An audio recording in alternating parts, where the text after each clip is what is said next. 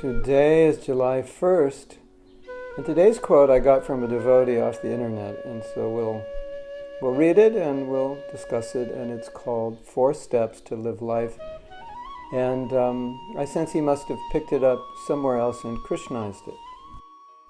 1. Look back and thank Krishna. 2. Look forward and trust Krishna. 3. Look around and believe in Krishna. And 4. Look within and find Krishna.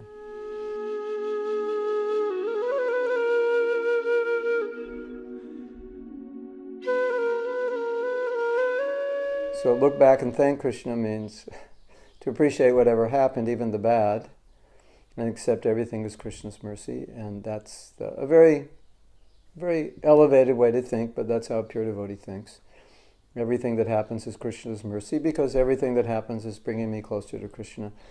And I think we can all agree that sometimes the difficulties or the things we don't like bring us closer to Krishna than the things we do like. And therefore, the physical or emotional or even sometimes spiritual suffering is actually the most purifying and most beneficial, although we don't like going through it, but it helps.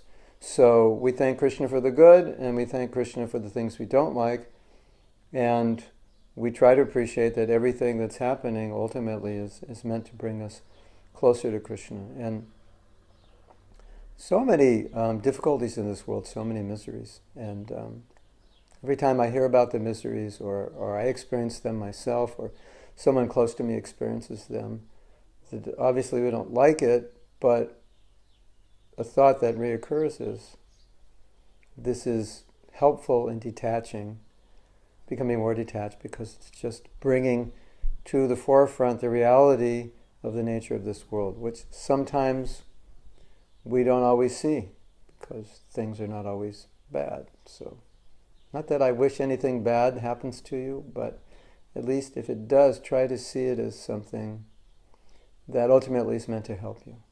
Okay, number 2, look forward and trust Krishna. So, there's a nice saying, jump off the cliff and the net will follow. You don't see the net, but jump off, the net will follow. So, how do you trust Krishna? Well, sometimes someone may say, I don't trust Krishna, but you have to jump and then be caught by the net for your faith or your trust to fully develop. So sometimes trusting Krishna means you actually have to take that step and say, okay, Krishna, I'm taking this step. And then you get that faith because you see Krishna's helping you. Maybe not helping you in the time frame you want or exactly how you want, but you will see his help.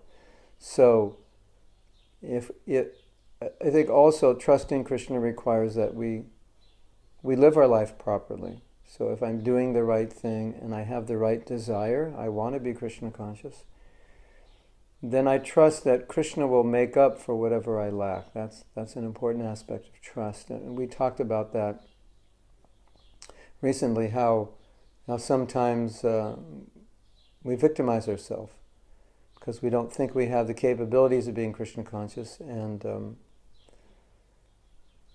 if we have a little more faith, we see that Krishna will make up for what we lack. So that's an important aspect of trust, that let me execute the process, even if I feel incapable, with the trust that Krishna will make up for whatever I lack. And of course, he promises that in the Gita.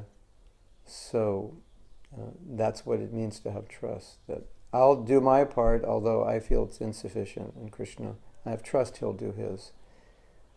Okay, the third one, look around and believe in Krishna. Well, one time a devotee was bathing in the Ganga with Prabhupada in the early days in India, and they were having a lot of fun. And even though it was a Ganga, he was kind of forgetting Krishna, just splashing around in the water. And he said, Prabhupada, we're having so much fun here. When we have fun, we forget Krishna. So how can we remember Krishna in this situation? And Prabhupada said, the sun is Krishna's eye. Krishna says, I'm the taste of water, and so forth. So you see Krishna everywhere. So sometimes when people say, how can I think of Krishna? And I say, how can you forget him? He's everywhere. So, a lot of people say, how can I be Krishna conscious at work? And I say, Krishna's in the heart of every employee at that company. He's actually in the atom of every computer.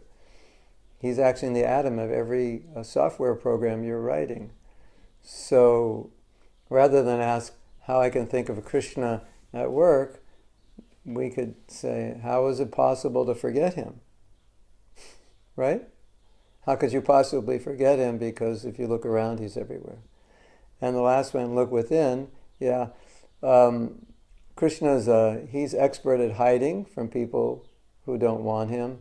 So sometimes when Krishna's trying to hide, the best place to hide is in our heart, because if we're not Krishna conscious, we won't find him there. So he can be right within our heart and we will not find him.